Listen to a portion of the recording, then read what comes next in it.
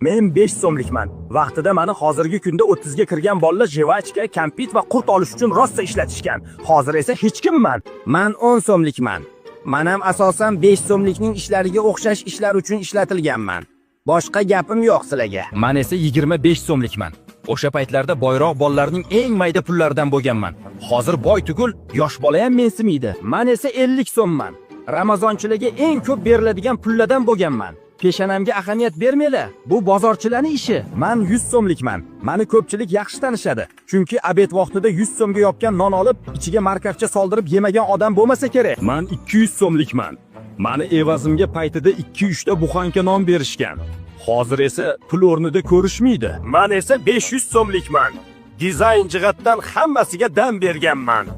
Xullas, sallaga emas. Men esa 1000 so'mlikman. Maqtanchiq boyvachchalarning orqa cho'ntagidagi maqtanish vositasi bo'lganman. Ezilib ketganimning asosiy sababi o'shalar. Hozir esa meni ziddachiga qidirib qolishadi. Yoshlikni eslatib, ozgina bo'lsa ham yoqqan bo'lsa, like bosib, obuna bo'lib qo'ying. Jigar